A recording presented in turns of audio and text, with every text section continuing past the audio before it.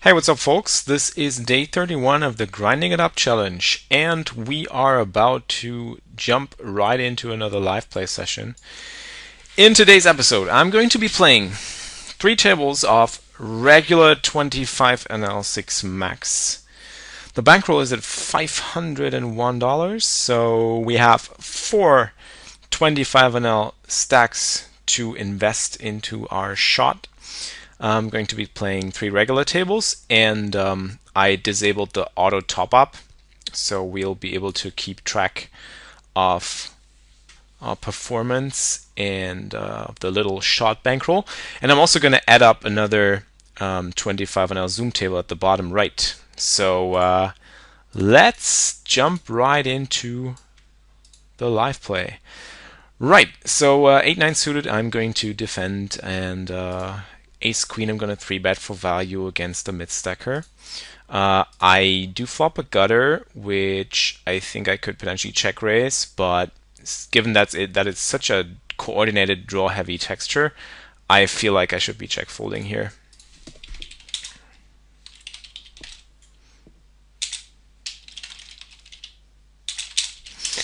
Just gonna let these guys know that I'm recording right now. So yeah, I did manage to win another stack for the challenge bankroll, which puts me down $20 for 25 on L fast poker. I'm gonna try and make that up to you guys, and get even or even get into the green pretty soon. I get 3-bet by an unknown regular in the big blind. Seems to be a regular, this guy, if it's the right stats. And we also have stats. No, it's not the right guy. So this is this guy, and I'm going to see bet here, and this guy's, but it seems to be a regular. So I'm going to bet again on the turn. I do think I have some folding equity here against some 10x type hands, and I don't think I get shoved on too much. I do get shoved on, which is unfortunate. I have to pay 7 into 15, which isn't quite enough to call here. So, well, that's a mid stacker, I think. And let's see if we can get the stats right. So that's correct. Yeah, so we got it all right. Min open, I'm going to flat and defend with King 8 suited. Perfectly fine. Flop the nut flush draw. I think the biggest, not so to say mistake, but definitely a play that I should be thinking about. I'm going to check raise here with the nut flush draw. I think that this guy is going to c-bet a ton on a board like this. So we're going to be able to either take it down right there, or build up a pot in case we do turn or river the nuts. I think something that I really should consider when I'm taking a shot is I shouldn't be playing too loose. And that's what I usually do. You know, I love playing loose pre-flop, especially at micro stakes. This guy seems to be a recreational player, so I'm going to flat with 9-10 suited, even out of position. Yeah, and I think I should really get a little bit more disciplined about this and reduce variance when I'm on a shot, because you know I only have 4 stacks, and getting into too many close spots is gonna just ramp up the variance and get it to a point where we're going to be bouncing back and forth, and you know it could go right, and we could just make a big jump up to the top and get to 25 on L as a regular. But I do think that it's a good idea to just turn down the aggression a little bit and the loose pre-flop action. So he checks this kind of board texture. I'm not too sure what he checks this with, because people should be c-betting this a ton. I'm going to take a free card here and see what he does on the turn in the river, and then just give up. I do feel like something is going on when people check ace high boards or queen high boards, ace or Broadway heavy boards. They seem to be waiting for me to take a stab, I guess. I'm going to add up a zoom table right now, so we have some more action over there. And also uncheck auto rebuy. Here we go. And let's put it at the bottom. And that's it. Okay, so these tables actually don't look too good. I mean, this guy isn't full stacked, so you could potentially be a recreational player. We have position on the recreational player here. This guy seems to be a tight regular. He min opens, and this could potentially be a recreational player. Somebody asked me why I was so quick tagging people, figuring out who's a recreational player and who isn't. And the answer to this is I'm not. Yeah, I'm just doing this based on experience. So whenever I feel like somebody is a little bit out of line in a game where I feel I can definitely tell that somebody is a regular or pretty likely to be a regular, judging by stack size and auto top up and all that kind of stuff. I do get raised here, which is unfortunate, but don't think I can do much. It's probably going to be tons of draws that could be raised on this flop, but since I only have ace high, there's not much I can do about it. So I'm just going to give it up. Ace 10 I'm going to open. That's a board that smacks a cold caller's range a lot, so I'm just going to check fold here. Yeah, so I pretty much what I'm doing is when I tag people, what I do is I usually just go by my first impression. And if my first impression tells me that something is going on here and that, chances are pretty high that, judging by the stack size, judging by whatever kinds of different lines or bet sizings I'm seeing from these guys, then that's pretty much what I'm looking for. So sevens I'm going to c-bet even against two people. I think I do have the best hand here fairly often. So here I'm getting called, so I feel like I don't have any more fold equity on that card. I'm going to check back and take a free card here. Sevens, he calls me. I think I have to give up, and I do have to give up on this one too. Wow, that's a pretty loose call. We're going to check this down here. And when I get to the point where I feel like my initial impression was wrong, then I'm gonna switch it up and turn it around. But you have to be working with some basic assumptions in poker. Even if you're playing against an unknown player, you do have some certain subtle characteristics that you go for when you're trying to decide if this guy is gonna play aggressive or passive, or is loose, or is pretty tight, and that's what it's all about. So I'm just looking for not something that's definite or that's going to stick around for a long time. I'm just looking for something that just to tag down my impression and to just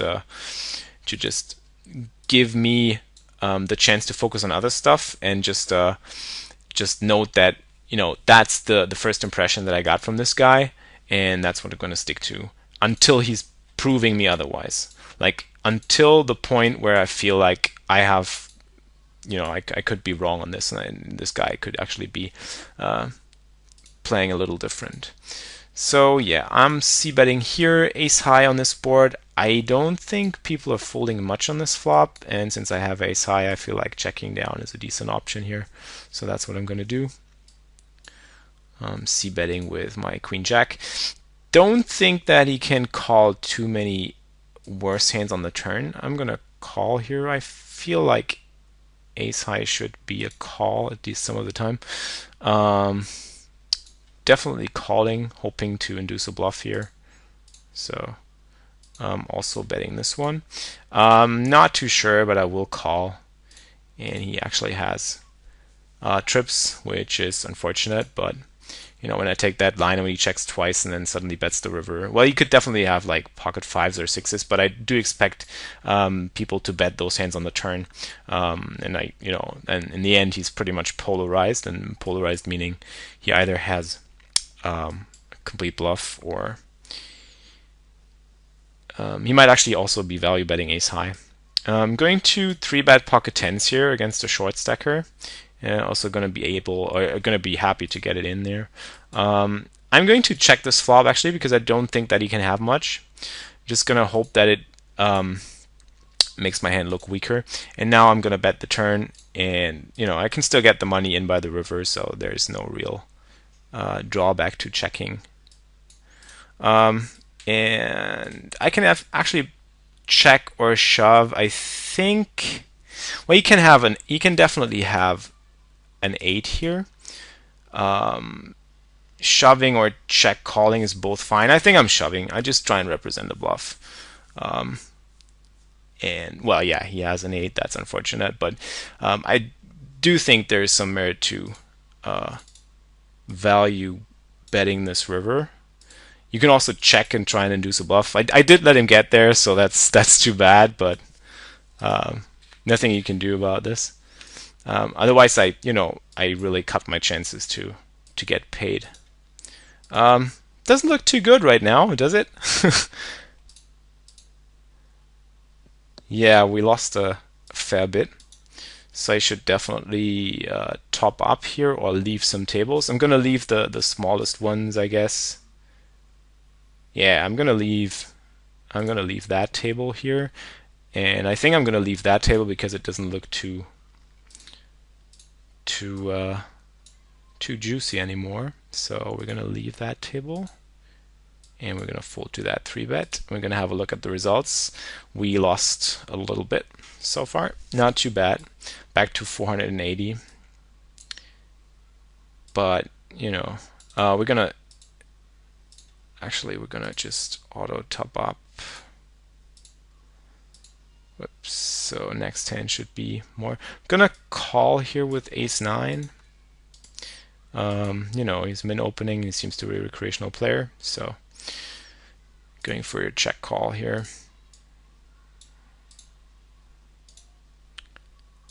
And thinking about check raising actually. Yeah, I think check calling is decent. I'm just gonna have him bet small. He's gonna bet really small on all streets, I guess. And I could definitely check raise the river for value. There's some argument about that, I guess. But calling has the advantage of giving him a chance to bluff, which is really good. So we're gonna keep playing this table, and we're gonna auto top up on this one. Seems like that's my first impression. He's min opening, he has a short stack. I'm just gonna call with 10-9 suited, even though I'm in the small blind. It's a bad spot, but I do want to play pots against him. I'm going to lead on this flop. I think I have some fold equity here. Also, I have some decent turns that I can stay aggressive on. I'm gonna check the 9 here on the turn. I don't think he's gonna call with too many worse hands. And now I'm gonna bet the river and just hope to get called by like something like pocket 8s or a 7 or whatever. I do think there's value on the river now that he checked back the turn. So my 9 gets paid, and we're back up to 25, which is good. Thinking about rebuying here. We only have, around 80 bucks. So I'm gonna flat tens against the 4x open raise under the gun. You could bet for protection. I think checking is a little bit better because I don't really feel like I can get a whole lot of value by betting this flop. Not too many hands are going to call 4x under the gun raise. Now, when I check back the turn, when I check back the flop, I think I can get some spots where he might end up calling on the turn with some hearts, like ace-king with the ace of hearts or whatever. He could also get stubborn with a smaller pair that he would have decided to fold on the flop. So that's really something that I'm looking for by checking back on the flop. Because if I bet the flop, I think I'll only get a lot of check folds there. So aces is obviously easy open and hope for action.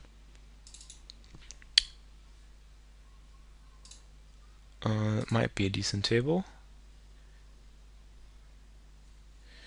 Yeah, in game it's tough to select more tables, so what I'm gonna do is I'm just gonna fire up one more zoom table.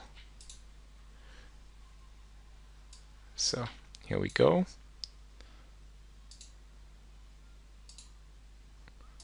So fives is an easy open. So we have a chance to have a recreational player to our right. I mean, this is just judging by the stats. I'm going to flat call 10-8 suited here in a big blind. That's a very, very tiny 3-bet. Given that I have so many people behind me, I feel like I can actually call here. Hoping for these guys to call and join along, which I think they will do a lot. And then if I do flop a pair, if I flop a set, not a pair, pair is not good, I'll be able to, stack maybe both of those or one of him. A7 suited, I'm going to open.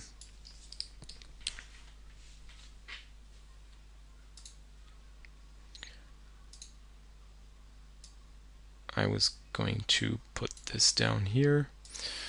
I'm going to check raise here. Gonna get a little bit fancy. Yeah, I don't want to be too loose. That's not good. That's definitely not good. Yeah, I think there's some value on the turn now. A lot of different draws, and I'm gonna check the river.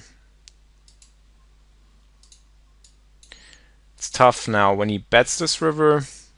It's really gonna be tough. It's really going to be close between a check call and check fold. I think there's some arguments for check calling because some draws bust out, like the backdoor flush draw and a lot of those that I can snap off. If he bets, I don't think he's going to bet a 9 there because he's going to check back the 9s. Most 9s, I don't think a 9 is going to get bet a lot. Like a jack is going to bet. Against a recreational player, I do want to play more pots, so I'm going to isolate him. It's a little loose, I know, but this is a spot that I just have to take against a recreational player. I do want to get him into a situation where I hopefully have him heads up and where he's going to hopefully make a mistake. Now, this is interesting. I don't know what this guy's up to, but I think I'll call here actually because my hand is pretty much underrepresented because of my preflop call. Going to 3-bet here and c-bet queen 10 under the gun. This is going to get really interesting now. I do think I have to call here. And that's something that I didn't really expect, but it's, well, I guess I have to pay him off there. Because, he could definitely have a hand like king queen in that spot, figuring that there's value against a small bet from a recreational player. That's a bad turn. There's a lot of good turns on this texture here, and I think I'm gonna fold against that big of a size. Well, definitely going to 3-bet for value with ace king suited. Flatting or 3-betting is both fine here in that spot. I think I'm gonna call. And I definitely didn't expect him to be slow playing kings in that spot for the sole reason that the board texture was super drawy. He was playing against a recreational player and against me, so he should definitely bet those hands. And the only chance that I saw in a spot like this is he had something like king queen or like a queen that is raising for value. Maybe there's an argument for folding the river, because he bets so small on the river, like 350. But then again, you never know what these guys are up to, It's like, whoops. I actually thought I was the preflop aggressor, but I wasn't. I don't know. That does happen to me sometimes. That's awesome. And I get a call. That's a pretty bad turn, so I won't continue bluffing. I think I'm just gonna check fold this turn. I mean, he is after all an early position raiser, so should top up here. I think our shot is not going too well today, but it's just poker. Sometimes things just don't work out, and you have to deal with that, and don't have it frustrate you too much. So queen jack suited, we're gonna open. Yeah, I'm definitely gonna top up here. Whoops. Yeah. Get 3-bet by this guy. I'm an under the gun opener. I don't think I should be defending against a big blind 3-bet in that spot, so I'm just going to fold this against the 3-bet when I'm on the button, and when I get 3-bet from the blinds. I think this is an easy call, but not against a 3-bet from those positions. So again, we have a situation against this guy, which I'm going to try and utilize by 3-bet isolating him. He folded to my c-bet in the previous hand, so indicates that he might be the fiddle fold type, which helps me take down pots against him. Well, again, I'm going to just try a one and done bluff on this board texture, just hoping to take it down since he folded the last time. That's obviously a bad turn, so we're going to check this back and give up on this one. Yeah, definitely going to give up on this one. And rebuy here. We don't have that much more money to rebuy. I think I have to quit one Zoom table. Small open from the cutoff. I think I can definitely call that. So yeah, checking shot bankroll and see where that took us. So we got like 468. Yeah, I think we're gonna quit one Zoom table and just play with $50 for the remaining couple of minutes. We dropped one stack, right? Yeah, that puts us in the red again. I mean, you know, it's 2,000 hands so far, no sample at all. Things can go, a lot can go wrong in like 2,000 hands. We're definitely going to 3-bet pocket nines here. It's a value 3-bet against a mid-stacker. Like when he opens that size, I instantly think about, my first impression is he's going to be a mid-stacker. So we are going to 3-bet that for value and call off a shove, because he's probably going to shove a lot of pairs and ace-x type hands, and then we'll have decent equity against that range. Well, so that shot of ours in day 31, we can call it not a failure, but you know, didn't go too well. So let's hope for some better run tomorrow. I'm not gonna bluff here, being out of position and having no real equity in that hand. I do think I could take this down with a c-bet, but you know, these are the two guys most likely to be recreational players. So yeah, I feel like I shouldn't be bluffing. That's something that I wanted to work on, I promised you guys. But not too sure if I actually stick to it. Deep inside my 6 max hard, I'll probably be just as loose as every time I play my regular games. So right, it's already been 23 minutes. I didn't actually realize that. So yeah, I think we'll call it a day. It hasn't been too good of a session, so things are not going our way today. It happens, you know. Whenever you make, like, in a session like that, whenever you make close decisions and when you like value bet in a spot where you get called by better and then you hate yourself for it, that's something you shouldn't be doing. Like in that spot where that guy had the straight and where I had the set, you know, just happens. He has the straight, so be it. Not worrying about it. I just try and make good decisions. I think that was a decent one, and could have gotten me some extra value there in that spot, and it turned out it didn't. But you don't have to be angry at yourself about these kinds of things, because that's just gonna drag you down, you know. And when things are not going your way, when you play a session and just feel like the spots are not coming up or the spots are going against you and you can't do nothing about it, then you know, all you have to do is take a break. And that's what I'm going to do now. So I'm going to call this session a video. Hope you liked it, even though like we didn't win anything. We actually lost. How much did we lose? Started with 500, so we actually lost a little bit more than a stack, if I'm not mistaken here.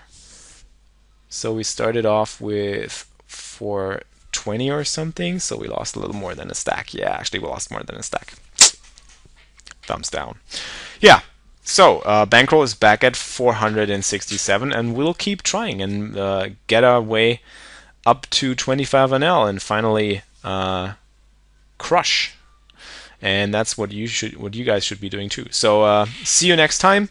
Hope you still enjoyed the session, and keep grinding it up.